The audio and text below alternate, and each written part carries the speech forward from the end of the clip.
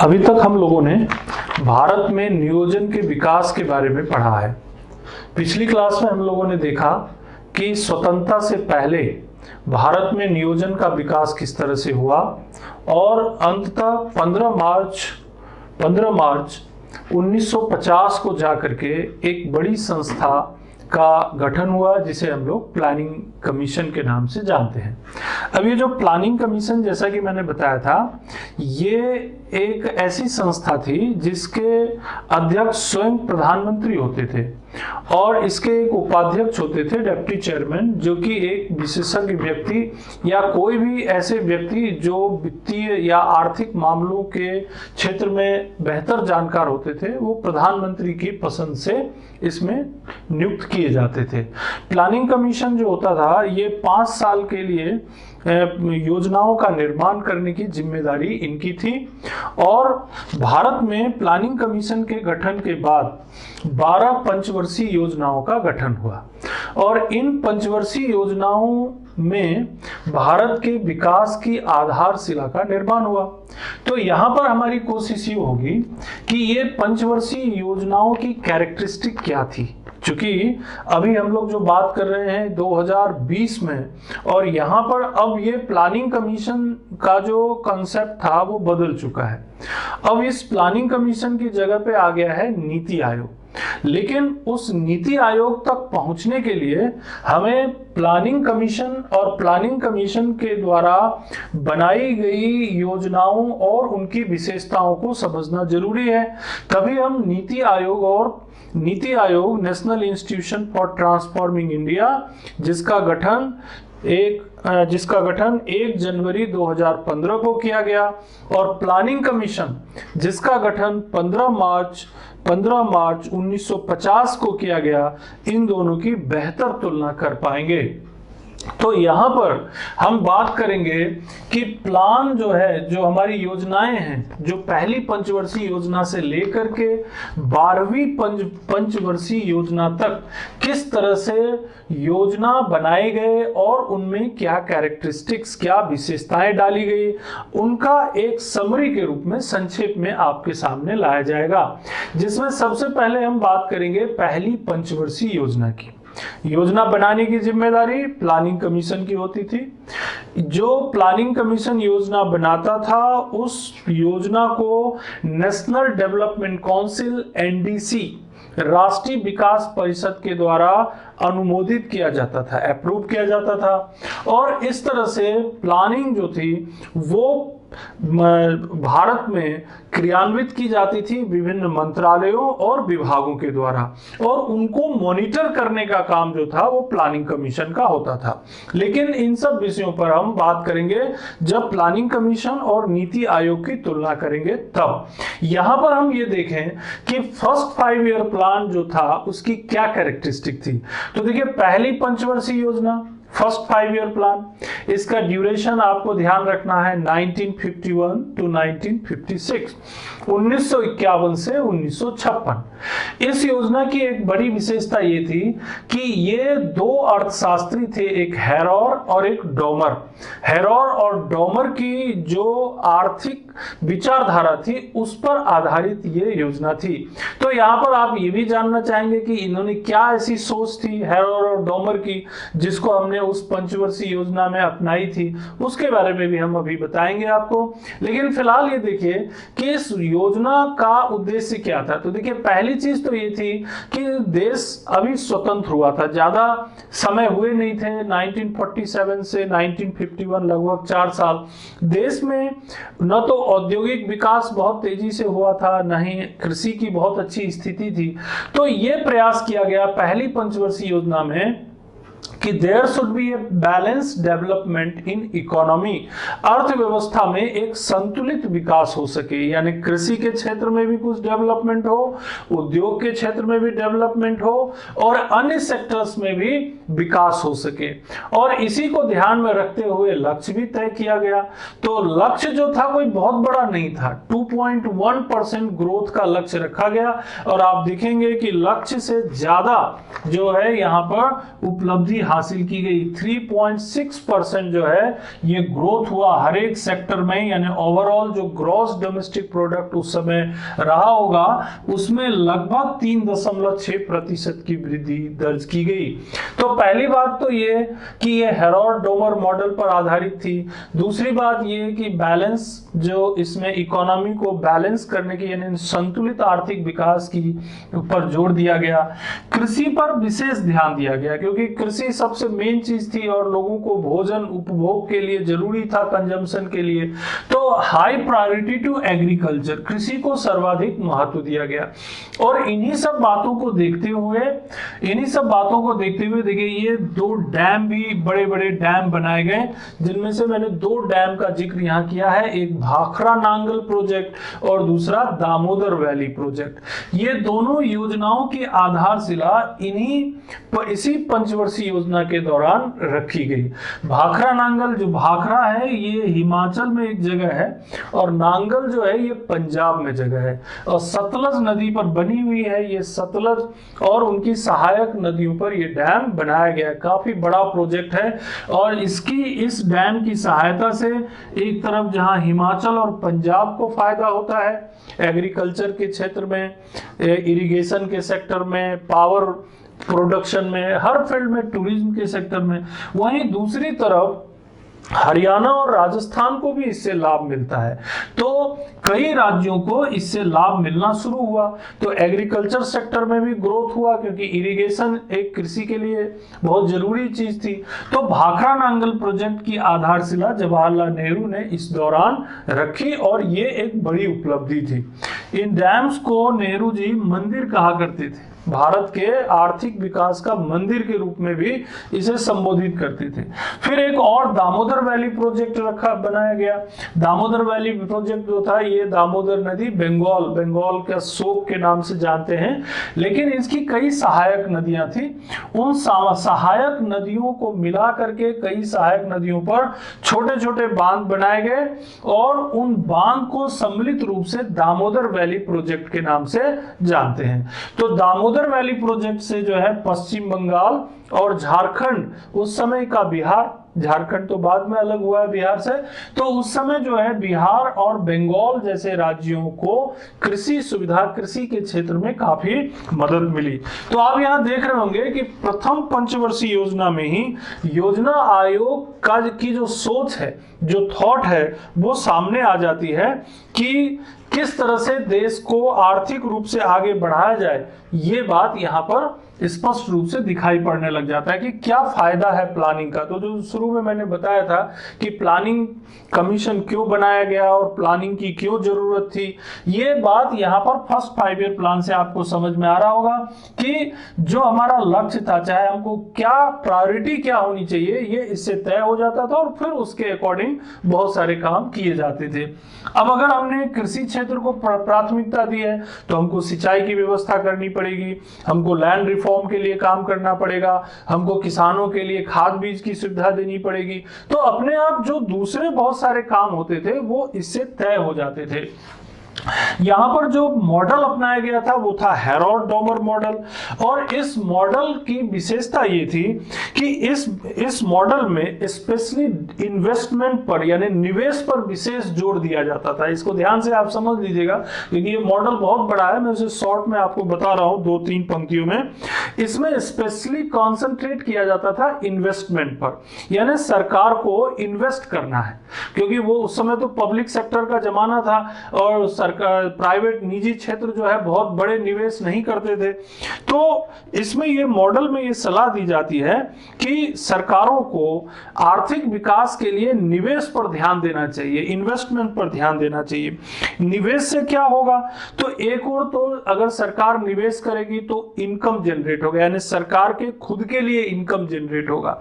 दूसरी बात ये कि जब निवेश करेगी सरकारें तो उससे कैपिटल स्टॉक का निर्माण होगा। कैपिटल स्टॉक स्टॉक यानी पूंजी स्टॉक का निर्माण होगा, और इससे अल्टीमेटली देश की जो उत्पादन क्षमता है वो बढ़ेगी, प्रोडक्शन जो कैपेसिटी है देश की वो बढ़ेगी, क्योंकि एक तरफ जहां निवेश किए जाने से, इन्वेस्ट किए जाने से आय बढ़ रही है, और दूसरी तरफ जहां कैपिटल स्टॉक का निर्माण हो रहा है, कैपिटल स्टॉक मतलब जैसे बड़ी बड़ी मशीनरी का उपयोग किया जा रहा है, उद्योग लगाए जा रहे हैं, और कृषि क्षेत्र में भी अगर काम करना है तो बड़े प्रोजेक्ट लगाए जा रहे हैं, यानी निवेश करना है आपको, चाहे वो एग्रीकल्चर सेक्टर में करें चाहे इंडस्ट्री सेक्टर में करें। लेकिन यहाँ पर भारत के संदर्भ में ये कृषि क्षेत्र में बड़े निवेश पर ध्यान दिया गया। अब इसमें हेरोल्ड डोमर मॉडल की दूसरी विशेषता ये थी कि जब ये निवेश की जाती है तो दो तरह से फायदा होता है इसका। पहला फायदा ये होता है, इससे इसका डिमांड इफेक्ट बढ़ जाता है, और दूसरा फायदा ये होता है कि पूर्ति प्रभाव यानी सप्लाई इंपैक्ट बढ़ जाता है। पहला इंपैक्ट डिमांड इंपैक्ट और दूसरा सप्लाई इंपैक्ट। तो डिमांड भी बढ़ेगा और सप्लाई भी बढ़ेगा। डिमांड कैसे? भाई सरकार मान लीजिए डैम बना रही है, तो डैम बनाने के लिए उनको बहुत सारी मशीनरी चाहिए, उन्हें लोग चाहिए काम करने के लिए। तो एक तो डिमांड बढ़ रही है यानी कि वस्तुओं की डिमांड बढ़ रही है, और दूसरा सप्लाई पूर्ति प्रभाव कैसे होगा? जब डैम बनेगा तो उससे क्या होगा, बहुत सारे जो अचीवमेंट्स होंगे, उस डैम के जो उद्देश्य होंगे वो पूरा करना, ये उसका पूर्ति प्रभाव हो गया। ऐसे ही कोई भी अगर छोटा मोटा इंडस्ट्री भी लगाते हैं तो उस इंडस्ट्री को लगाने के लिए डिमांड क्रिएट होगा, और जो इंडस्ट्री क्रिएट होगा तो फिर लोगों को उससे जो वस्तु मिलेगी वो वस्तु उसका सप्लाई इफेक्ट हो जाएगा। तो देखिए, अगर सरकार ने निवेश किया तो निवेश से डिमांड भी बढ़ी और सप्लाई भी बढ़ा, और अल्टीमेटली इस डिमांड और सप्लाई का मकसद क्या था? एम्प्लॉयमेंट। तो पूर्ण रोजगार को बनाए रखने के लिए हेरोल्ड डोमर मॉडल की एक खासियत थी कि ये पूर्ण रोजगार के सिद्धांत पर काम करता है। तो अगर लोगों को हम रोजगार देना चाहते हैं, ज्यादा से ज्यादा रोजगार देना चाहते हैं, तो सरकारों को इन्वेस्टमेंट पर पूरा ध्यान देना चाहिए, निवेश पर ध्यान देना चाहिए, और निवेश अगर ज्यादा से ज्यादा होगा तो एम्प्लॉयमेंट भी ज्यादा से ज्यादा बढ़ेगा, और उसी के अनुरूप डिमांड भी बढ़ेगी और सप्लाई भी बढ़ेगा। तो डिमांड, सप्लाई, एम्प्लॉयमेंट, इन तीनों चीजों की आवश्यकता थी भारत को उस समय, कि हमारे पास हमको डिमांड भी था, हमें लोगों को सप्लाई भी करना था, और सबसे बड़ी चीज हमें लोगों को रोजगार भी देना था, एम्प्लॉयमेंट भी देना था। क्यों? क्योंकि हमारे पास तो रोजगार का एक ही साधन था, कृषि, एग्रीकल्चर। तो कृषि से लोगों को बाहर भी निकाल के एम्प्लॉयमेंट भी देना था। तो इसीलिए फर्स्ट जो हमारा 5 ईयर प्लान था वो हेरोल्ड डोमर मॉडल पर आधारित था, और इस मॉडल के दौरान ही ये दो बड़े प्रोजेक्ट, हमारे भाखरा नांगल प्रोजेक्ट और दामोदर वैली प्रोजेक्ट जो है बड़े पैमाने पर स्थापित किए गए। और भी प्रोजेक्ट शामिल किए गए, लेकिन यहाँ पर संक्षेप में देखने के लिए मैंने आपको एग्जाम्पल के लिए इसे बताया। अब चलते हैं हम लोग सेकेंड 5 ईयर प्लान में। जब आप सेकेंड 5 ईयर प्लान में जाएंगे तो देखिए, पहले तो इसका आप ड्यूरेशन देख लीजिए, 1956 टू 1961, 1956 से 1961। अब देखिए, जैसे ये पहली पंचवर्षीय योजना थी किस पे? हेरोल्ड डोमर मॉडल पे। ऐसे ही दूसरी पंचवर्षीय योजना PC Mahalanobis model. PC Mahalanobis model, जिसे संक्षेप में महालनोबिस मॉडल भी कहते हैं, इस पर आधारित थी। इस मॉडल की खासियत क्या थी कि पीसी महालनोबिस मॉडल में ये बोला गया है कि जैसे हेरोल्ड डोमर में क्या बोला गया? इन्वेस्टमेंट। ऐसे पीसी महालनोबिस मॉडल में कहा गया है कि डोमेस्टिक कंजम्पशन गुड्स सेक्टर, मैं उस पूरी लाइन को आपको पढ़ के बताता हूं। The essence of the model is a shift in the pattern of industrial investment towards building up a domestic consumption goods sector। एक तो ये चीज।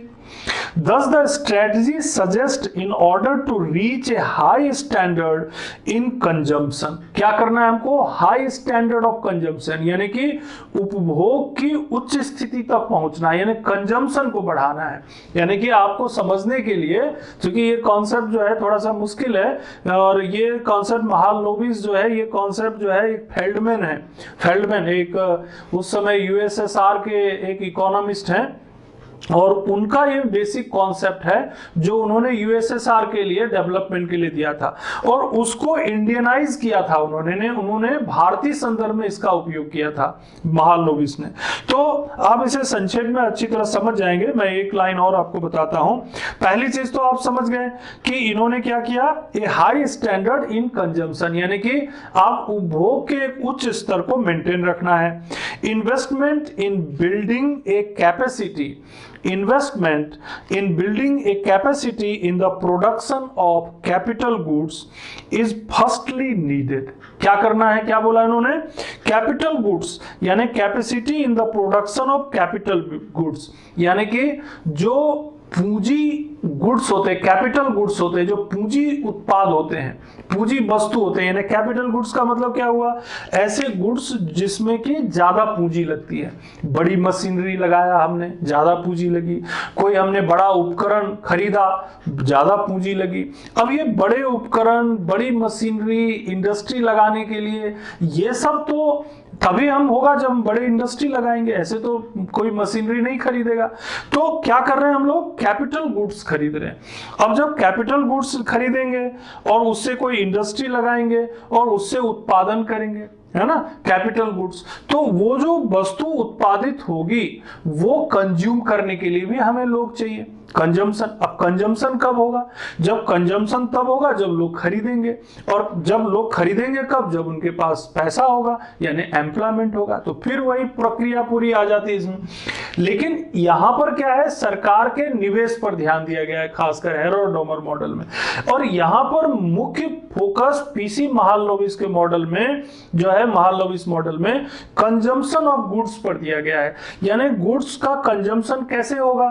तो इसके लिए हमें पहले कैपिटल गुड्स में जो है उसका प्रोडक्शन बढ़ाना पड़ेगा या कैपिटल गुड्स में निवेश करना पड़ेगा। कैपिटल गुड्स में निवेश करके हम उत्पादन को बढ़ाएंगे।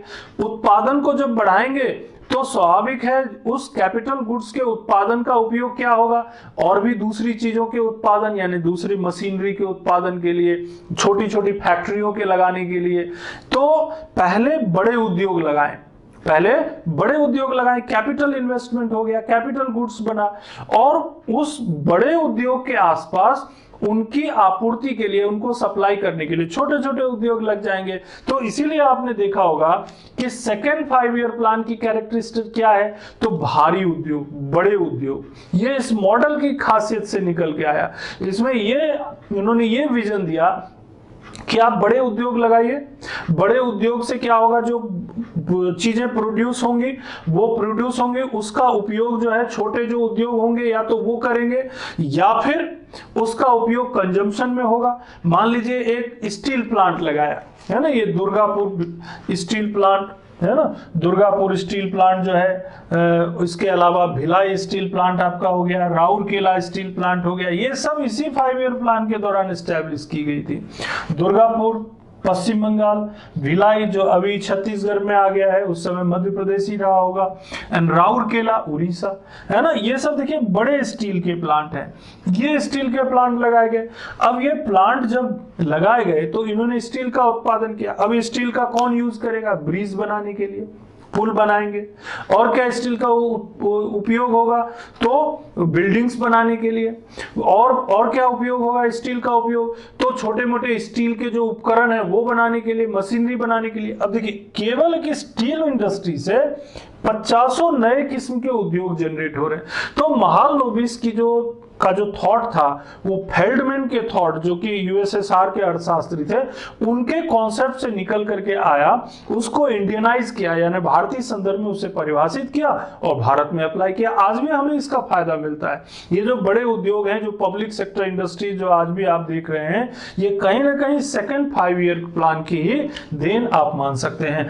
तो यहाँ पर कैरेक्टरिस्टिक में आ गया दो चीजें, एक तो महालनोबिस मॉडल पर आधारित है और दूसरा इस मॉडल से सोशलिस्टिक सोसाइटी की स्थापना की बात की गई, समाजवादी समाज की स्थापना। समाजवादी समाज की स्थापना कैसे हो पाएगी, तो देखिए समाजवादी समाज का मतलब ये होता है कि जितनी भी हमारे देश में संपत्ति है, जो भी हमारे देश में रिसोर्सेज हैं उन सब पर सरकार का अधिकार है और सरकार उन रिसोर्सेज का बंटवारा लोगों में समानता पैदा करने के लिए कर सकती है, लेकिन किसी से छीनने की कोशिश नहीं करेगी। छीनने की कोशिश, जो कम्युनिस्ट कॉन्सेप्ट है उसमें विश्वास नहीं है, उसको थोड़ा सा लाइट कर दिया, हल्का कर दिया। और समाजवादी यानी कि समाज में सभी बराबर हों, इस सोच के साथ काम करने वाली विचारधारा सेकेंड 5 ईयर प्लान में आती है। तो यहां पर एक तो देखिए पीसी महालनोबिस मॉडल पर आधारित कॉन्सेप्ट, जिसमें कैपिटल गुड्स को के उत्पादन को बढ़ाना, बड़े इंडस्ट्री लगाना, इन सब चीजों पे जोर दिया गया और इसी के तहत दुर्गापुर, भिलाई, राउरकेला स्टील प्लांट लगाए गए। इसके अलावा high priority to industry and minerals, उद्योगों और खनिजों पर विशेष महत्व दिया गया, उद्योगों और खनिजों को, यह भी इसकी एक खासियत थी। और एक कॉन्स्टिट्यूशनल कॉन्सेप्ट से निकल करके आ गया कि हमें भारत में एक समाजवादी समाज की स्थापना करना है, जहां पर कि जो गरीबी और अमीरी के बीच की जो दूरी है उसे कम किया जा सके और जो समाज में पिछड़े और कमजोर वर्ग के लोग हैं उनको अपग्रेड, उन्हें ऊपर लाया जा सके समाज में। अब हम लोग फर्स्ट और सेकेंड 5 ईयर प्लान से आगे बढ़ते हुए चलते हैं थर्ड 5 ईयर प्लान में। थर्ड 5 ईयर प्लान, जैसे कि इसका ड्यूरेशन है 1961 टू 1966, ठीक। थर्ड 5 ईयर प्लान, इसकी क्या खास बात थी? इसमें यह कोशिश की गई है कि bring economy in take off stage. Take off stage का मतलब क्या हुआ कि अर्थव्यवस्था को हमें ऐसे स्टेज में लाना है, we have to bring economy in such stage कि वो अपने आप आगे बढ़ने लग जाए। उसे ही कहते हैं टेक ऑफ स्टेज। ये एक इकोनॉमिक टर्म है जिसमें ये कंसीडर किया जाता है कि अर्थव्यवस्था को एक ऐसी स्थिति में लाकर रखा जाए कि वो धीरे धीरे खुद ब खुद आगे बढ़ने लग जाए। मतलब उसके लिए कोई बहुत ज्यादा अतिरिक्त प्रयास करने की जरूरत नहीं पड़ेगी। इस दौरान जो टारगेट रखा गया, लक्ष्य रखा गया था, वो 5.6% का था, लेकिन दुर्भाग्य से इस दौरान कुछ घटनाएं ऐसी घटी कि हम उसे हासिल नहीं कर सके और केवल हम अचीव कर पाए 2.8%। अब आप सोचेंगे कि ये ऐसा क्यों हुआ, इतना पीछे कैसे रह गए, ऐसा तो होना नहीं चाहिए, ये तो प्लानिंग के लिए बहुत ज्यादा नुकसानदेह चीज थी। तो भाई उस समय बड़ी घटनाएं घटी थी दो। पहली चीज, इंडो चाइना वार 1962, भारत चीन युद्ध, बड़े पैमाने पर जो है इसमें व्यय किया करना पड़ा हमें अपने संसाधनों को और योजना को सही ढंग से क्रियान्वित नहीं किया जा सका। तो इंडो चाइना वार इन 1962। और दूसरी चीज, इंडो पाक वार, भारत और पाकिस्तान के साथ युद्ध हो गया 1965 में। ये भी एक गंभीर समस्या, इसमें भी बहुत सारा हमको व्यय करना पड़ा, है ना, 1965 में। तो एक तो नुकसान हुआ इंडो चाइना वार से, उसमें हमें बहुत नुकसान हुआ और हार का भी सामना करना पड़ा। इंडो पाक वार में भी काफी नुकसान हुआ और उसमें हमने जीत हासिल की, वो एक अलग बात है, लेकिन फिर भी बहुत सारे जो हमारे नेचुरल रिसोर्स थे और साथ ही साथ हमारे जो मॉनेटरी रिसोर्स थे वो सब हमको काफी स्पेंड करना पड़ा। तो हम प्लानिंग के प्रॉपर इंप्लीमेंटेशन पर ध्यान नहीं दे पाए और जो टेक ऑफ स्टेज पर लाने की जो हमारे प्रयास थे वो उतने कामयाब नहीं हो पाए। इस दौरान कुछ घटनाएं घटी, जैसे एक देखिए ताशकंद समझौता हुआ। ताशकंद समझौता, तो ये ताशकंद समझौता बहुत अच्छा था, भारत के एक तरह से देखा जाए तो भारत के फेवर में भी था ये समझौता और स्वयं लाल बहादुर शास्त्री हमारे देश के प्रधानमंत्री गए थे ताशकंद, जो आजकल उज्बेकिस्तान में पड़ता है, उसमें यूएसएसआर का हिस्सा था उस समय में। तो ताशकंद जो था वो वहां पर गए थे और वहां पर एक इस समझौता हुआ था और इस समझौते के दौरान हमारे जो प्रधानमंत्री थे लाल बहादुर शास्त्री, लेकिन उसके दूसरे ही दिन, जिस दिन ये समझौता हुआ उसके नेक्स्ट डे यानी 10 जनवरी 1966 को ये समझौता हुआ और 11 जनवरी 1966 को एक बहुत ही दुखद घटना घट गई कि हमारे जो प्रधानमंत्री थे उनका देहांत हो गया वहां पर। तो वो उसके पीछे के कारणों का पता नहीं है, लेकिन ये भारत के संदर्भ में ये काफी घातक रहा। लेकिन लाल बहादुर शास्त्री ने उस समय तक काफी अच्छे काम कर दिए थे। देखिए उन्होंने पहली चीज तो ये इतने संकटपूर्ण समय में उन्होंने देश को संभाले रखा। और उनका जो प्रसिद्ध नारा है वो आज भी प्रासंगिक है, रेलिवेंट है। कहते हैं वो जय जवान और जय किसान, यानी एक तो देश की रक्षा के लिए हमें जवान यानी हमारी सेना को जो है उसको उन्होंने मोटिवेट किया, और दूसरा चूंकि भोजन की सख्त आवश्यकता थी, देश में बड़ा संकट का दौर था, खासकर भोजन की बहुत सख्त जरूरत थी, तो जय किसान, किसानों को भी मोटिवेट किया। और यही वो दौर था जब छोटे पैमाने पर हरित क्रांति को स्वीकार कर लिया गया। आप बोलते हैं ना 1960 के डिकेड में, 1960 के दशक में, तो लाल बहादुर शास्त्री ही उसके प्रणेता हैं, जिन्होंने जो हरित क्रांति जो मैक्सिको के से शुरू हुआ था उसको उन्होंने भारत में लाने की हर संभव कोशिश की। और लाल बहादुर शास्त्री को ही ये अपने को मानना पड़ेगा कि उन्होंने उन कठिन परिस्थितियों में भी उसे लाया। वो एक शुरुआती चरण था जिसका असर उतना दिखाई नहीं पड़ा, लेकिन उसके बाद भी जब आगे के दौर में अपन जाएंगे तो आप देखेंगे कि ये हरित क्रांति जो है भारत को आत्मनिर्भर, कृषि के क्षेत्र में आत्मनिर्भर बनाने में कितनी महत्वपूर्ण भूमिका निभाती है। तो third 5-year plan 1961 to 66, its main purpose was to bring Indian economy in take-off stage, but it could not be get its achievement because of two very serious war, that was one Indo-China war in 1962 and the second was Indo-Pak war in 1965, and the Tashkent Samjhauta was held in this period, and also Jai Jawan Jai Kisan, a big slogan, was given by Lal Bahadur Shastri. Now we are moving ahead and हम लोग देखते हैं third 5-year plan से आगे बढ़ते हैं। तो जो घटनाक्रम हुआ उसके बाद थोड़ा हमें विश्राम लेना पड़ेगा। विश्राम हमें नहीं, विश्राम प्लान्स को लेना पड़ा। प्लान्स को विश्राम कैसे लेना पड़ा? तो देखिए छुट्टी करनी पड़ी, प्लान हॉलीडे, यानी कि तीसरी पंचवर्षीय योजना के बाद 3 सालों तक एक एक साल की योजना बनाई गई। पहली 1966 to 1967, दूसरी 1967 to 1968 और तीसरी 1968 to 1969, मतलब 1968 से 69। ये 3 जो योजनाएं थी जो लगातार 1951 से योजना के दौर को आगे बढ़ाते हुए ये योजना को हम कंटिन्यू नहीं कर पाए। क्यों? क्योंकि भारत को एक बहुत संकट के दौर से उबरना था। तो उस समय जो तत्कालीन सरकारों ने ये 3 एक-एक साल की योजना बनाई और इसी योजना के दौरान ग्रीन रिवॉल्यूशन को तीव्र गति दी गई। तो कई बार ऐसा भी होता है कि आपको ये देखने को मिलता है कि ग्रीन रिवॉल्यूशन को जो है कब मतलब वास्तविक रूप से क्रियान्वित किया गया, वास्तविक रूप से उसे गति दी गई, तो ये प्लान हॉलीडे के दौरान आप देख सकते हैं। लेकिन ऐसा नहीं कि ग्रीन रिवॉल्यूशन इसी दौर में आया, ग्रीन रिवॉल्यूशन तो पहले आ चुका था भारत में 1960 के दशक में, यानी 61-62 में उसको कॉन्सेप्ट को के रूप में स्वीकार कर लिया गया था। लेकिन चूंकि कृषि की गंभीर समस्या पैदा होने लगी थी तो जो तत्कालीन सरकारें थी उस समय ग्रीन रिवॉल्यूशन को आगे बढ़ाया और उत्पादन में आत्मनिर्भर होने की कोशिश करने लगे। तो प्लान हॉलीडे का आप थोड़ा ध्यान रखिएगा, कभी कभी पूछ लेते हैं कि प्लान हॉलीडे का समय क्या था। तो 66 to 67, 67 to 68 एंड 68 to 69। अब ये दौर खत्म हुआ संकट का, फिर हम लोगों ने अपनी स्थिति को संभाला और चौथी पंचवर्षीय योजना शुरू की। चौथी पंचवर्षीय शुरू हुई योजना 1969 से 64 के लिए। फिफ्थ ये जो है 4th 5-year प्लान है, चतुर्थ पंचवर्षीय योजना। इसमें क्या होता है इस पंचवर्षीय योजना में कि development with stability and self dependency. इस योजना का मकसद ये था कि हमको डेवलपमेंट तो करना है लेकिन साथ में स्टेबिलिटी के साथ यानी स्थायित्व के साथ विकास और आत्मनिर्भरता को हासिल करना है। स्थायित्व के साथ विकास और आत्मनिर्भरता को हासिल करना इसका प्रमुख लक्ष्य था।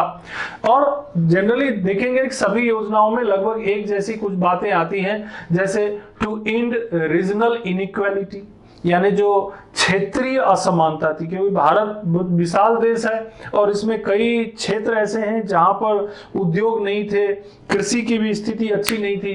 तो इस योजना के दौरान जो रीजनल इनइक्वालिटी थी भारत में, उस रीजनल इनइक्वालिटी को कम करने के लिए भी ध्यान दिया गया और इसके लिए एक नया कॉन्सेप्ट लाया इन्होंने, the development centre approach. Development centre approach बोलते हैं इसको, कि विकास केंद्रित अवधारणा। मतलब डेवलपमेंट सेंटर अप्रोच का मतलब क्या हो गया? डेवलपमेंट सेंटर अप्रोच मतलब विकास केंद्रित अवधारणा। इसका मतलब ये होता है कि डेवलपमेंट यानी विकास को एक केंद्र बना लिया, make a centre of development, और उस विकास को केंद्र में रख करके यानी मेकिंग इन सेंटर, और फिर उस पूरे क्षेत्र का विकास करने लग जाते हैं। तो ये एक नई चीज इस 4th 5 ईयर प्लान में डेवलप हुआ, जिसको कहते हैं, और इसके अंतर्गत ही ये बड़ा नारा दिया गया। एक ये नारा जो है बहुत महत्वपूर्ण नारा माना जाता है, गरीबी हटाओ। गरीबी हटाओ मतलब ये स्लोगन के रूप में, ये एक्चुअली इलेक्शन जो 1971 का जो इलेक्शन हो रहा था उसी दौरान ये नारा जो है प्रचार में आया और गरीबी हटाओ का प्रसिद्ध नारा इस दौर में दिया गया। तो इस तरह से भारत में गरीबी हटाओ का प्रसिद्ध नारा का आना, इसके अलावा डेवलपमेंट सेंटर अप्रोच का विकास होना, इसके अलावा स्टेबिलिटी एंड सेल्फ डिपेंडेंसी का डेवलपमेंट होना, ये 4th 5 ईयर प्लान की देन मानी जा सकती है। फिर चलते हैं 5th 5 ईयर प्लान, फिर आगे बढ़ते हैं। अब ये 69 to 74 4th 5 year plan, 5th 5 year plan इसी क्रम में चलते हैं, और 1974 to 1979 1974 से 1979। अब इसमें क्या होता है? इसमें भी कोई ऐसे बहुत बड़ा कोई चेंज या याद रखने जैसा कोई बहुत मुश्किल काम नहीं है। Poverty abolition and self dependency, जैसे जो गरीबी हटाओ का नारा था, उस गरीबी हटाओ का नारा कैसे क्रियान्वित होगा? तो उसके लिए इन्होंने पॉवर्टी एबोलिशन के बहुत से कार्यक्रम डेवलप किए। So many programs of poverty abolition were develop, और साथ ही साथ आत्मनिर्भरता के कार्यक्रम बनाए गए, क्योंकि भारत जो है वो डेवलपिंग कंट्री था और उस समय बहुत सी जरूरतें थी, बहुत सारे हमारी कमियां थी, हमारे पास कैपिटल का अभाव था, हमारे पास रिसोर्सेज कम थे, टेक्नोलॉजी नहीं थी। तो सेल्फ डिपेंडेंसी लाना, आत्मनिर्भर होकर रहना, ये एक बड़ी समस्या थी उस समय, तो उसके लिए भी कोशिश की गई। और ये गरीबी हटाओ, लोगों को आत्मनिर्भर बनाने के लिए देखिए 1975 में एक बड़ा प्रोग्राम, जिसे 20 पॉइंट प्रोग्राम, 20 सूत्रीय कार्यक्रम की भी शुरुआत की गई। तो 20 सूत्रीय कार्यक्रम शुरुआत होना, पॉवर्टी एबोलिशन और सेल्फ डिपेंडेंसी के कार्यक्रमों को एक प्रॉपर वे में क्रियान्वित किया जाना, ये सब 5th 5 ईयर प्लान की देन हो गई। लेकिन अगर ये पूछेंगे कि गरीबी हटाओ का नारा कब दिया गया, तो क्या बोलेंगे? 4th 5 ईयर प्लान की देन हो गई। और प्लान हॉलीडे का टेन्योर क्या बोलेंगे? 66 to 69 बोलेंगे, है ना। और इसी तरह से अगर 3rd 5 ईयर प्लान का बोलेंगे तो ताशकंद समझौता किस 5 ईयर प्लान के दौरान हुआ, तो क्या बोलेंगे? 3rd 5 ईयर प्लान बोलेंगे। महालनोबिस मॉडल किस प्लान की कैरेक्टरिस्टिक थी, तो 2nd 5 ईयर प्लान की कैरेक्टरिस्टिक थी। और हेरोड-डोमर मॉडल किस प्लान की कैरेक्टरिस्टिक थी, तो 1st 5 ईयर प्लान की कैरेक्टरिस्टिक। तो ये तो बेसिक कंसेप्ट अगर आपको एक बार याद हो गया तो आपको किसी भी एग्जाम में दिक्कत नहीं आएगी। अब देखिए एक नई चीज आती है, 5th 5 ईयर प्लान आप समझ गए। अब ये चला 1974 से 1979 तक। अब यहां पर एक चेंज आता है। चेंज क्या आता है कि जो चुनाव होते हैं 1970 के बाद 1900 इस दौर में, तो 1978 में एक नई सरकार का गठन होता है, जनता पार्टी सरकार। जनता पार्टी सरकार जैसे ही आती है, उन्होंने ये प्लान को बीच में ब्रेक कर दिया। जनता पार्टी सरकार ने 5th 5 ईयर प्लान को 79 तक जाना था, उन्होंने इसे ब्रेक कर दिया। कब? 78 में। तो 78 में उन्होंने ब्रेक कर दिया जनता पार्टी ने, और उन्होंने प्लान का एक नया कॉन्सेप्ट दिया, उसको बोलते हैं रोलिंग प्लान। आप हमारे इसी चैनल पर हमारे कुछ पिछले वीडियोज हैं जिसमें हमने प्लानिंग के टाइप्स बताए हैं, जिसमें हमने रोलिंग प्लान और फिक्स प्लान बताया है ना। Perspective plan, perspective plan, mid term plan and annual plan बताया। तो टाइप्स में जाकर के आप पढ़ लेंगे तो आपको ये जो कॉन्सेप्ट है रोलिंग प्लान का वो भी बहुत अच्छे से समझ में आ जाएगा। यहां भी मैं एक बार आपको बता देता हूं कि देखिए रोलिंग प्लान का कॉन्सेप्ट आया, जनता पार्टी जो सरकार बनी थी, मोरारजी देसाई प्रधानमंत्री थे, उन्होंने थोड़ा चेंज किया प्लानिंग की अवधारणा में और बोले कि ये जो फिक्स प्लान चलता है 5 साल की, इसकी जगह पर हम चेंजेस लाते हैं। तो क्या चेंजेस लाना चाहते हैं? तो रोलिंग प्लान लाना चाहते हैं। रोलिंग प्लान क्या होता है? तो रोलिंग प्लान जो होता है इसमें 3 तरह की योजना बनाई जाती है। एक होता है पर्सपेक्टिव प्लान, एक होता है मिड टर्म प्लान और एक होता है शॉर्ट टर्म या एनुअल प्लान। अब होता यह है कि जो एनुअल प्लान होगा, जो 1 साल की योजना बनाएंगे, उस 1 साल की योजना को ऐसे बनाएंगे कि वो मिड टर्म प्लान, यानी मिड टर्म प्लान मतलब 3, 4 या 5 साल की योजना में फिट हो जाएगा।